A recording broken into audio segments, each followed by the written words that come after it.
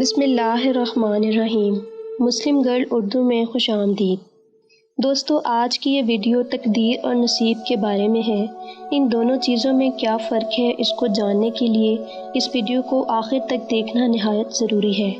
اور دوستو، تقدیر اور نصیب کا صحیح مطلب اور اس کا صحیح فرق جاننا ہر انسان کے لیے بہت ضروری ہے، اس لیے اس ویڈیو کو آخر تک دیکھیے گا۔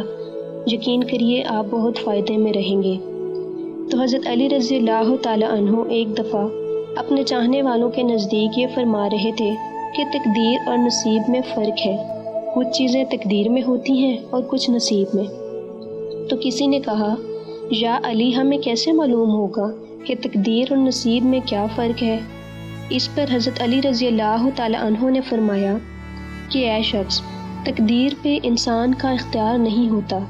جیسے تم اپنی ماں تبدیل نہیں کر سکتے، جو تمہاری ماں ہے وہی تمہاری ماں رہے گی پوری زندگی کے لیے۔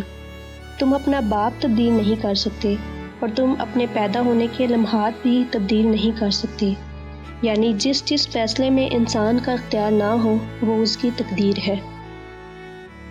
اور نصیب یہ ہے کہ قدم قدم پر انسان کے سامنے صحیح اور غلط کا فرق واضح ہے۔ جو فیصلے انسان اپنے لیے کرتا ہے اور جس چیز پر انسان اپنا اختیار رکھتا ہے، وہ سارے فیصلے انسان کے آنے والے نصیب کو بہتر یا بدتر بناتے ہیں۔ تو اس شخص نے کہا، یا علی، مثلاً۔ اس پر حضرت علی رضی اللہ تعالیٰ عنہ نے فرمایا کہ جیسے والدین اپنی اولاد کو پڑھانا چاہتے ہیں، لیکن اولاد اپنے علم پر توجہ دینے کی بجائے اپنی خواہشات کے پیچھے لگی رہتی ہے، تو اس کا یہ فیصلہ ہے، قدرت کا نہیں۔ اس غلط فیصلے کے انجام کو نصیب کہتے ہیں۔ اور جیسے انسان اپنی خواہشات کو پورا کرنے کے لیے غلط طریقے سے دولت کماتا ہے، اس غلط طریقے کے انجام کو بھی نصیب کہتے ہیں۔ اے شخص، یاد رکھنا، اللہ تعالیٰ کبھی کسی کا برا، انسان کے غلط فیصلے، اللہ تعالیٰ کبھی بھی کسی انسان کا برا نہیں کرتا، بلکہ انسان کے غلط فیصلے ہی انسان کا برا کرتے ہیں۔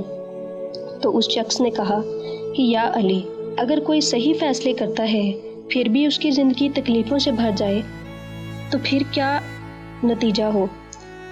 اس پر حضرت علی رضی اللہ تعالیٰ عنہ مسکرانے لگے اور فرمایا کہ اے شخص، یاد رکھنا، اللہ تعالیٰ جس بندے کو زیادہ دینا چاہتا ہے اور زیادہ نوازنا چاہتا ہے تو پہلے اسے اس منزل کے قابل بناتا ہے، اور قابل بنانے کے لیے اسے سیکھنا درکار ہے۔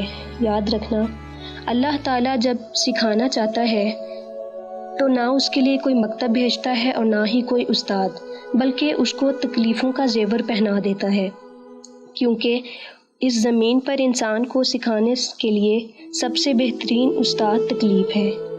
اللہ انسان کی تقدیر میں تکلیفیں اس لیے لکھتا ہے تاکہ وہ تکلیفیں دیکھ کر اس منزل کے قابل ہو جائے جو منزل اللہ نے اس کے لیے رکھ دی ہے۔ تو دوستو، اس واقعے کو سننے کے بعد ہمیں اس چیز کا پتہ چلتا ہے کہ تقدیر اور نصیب میں کیا فرق ہے۔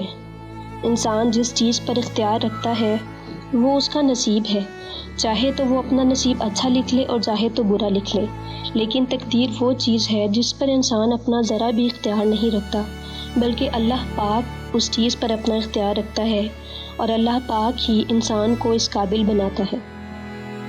اللہ پاک سے دعا ہے کہ وہ ہمیں حضرت علی رضی اللہ تعالیٰ عنہ کے اقوال پر عمل کرنے کی توفیق عطا فرمائے، آمین۔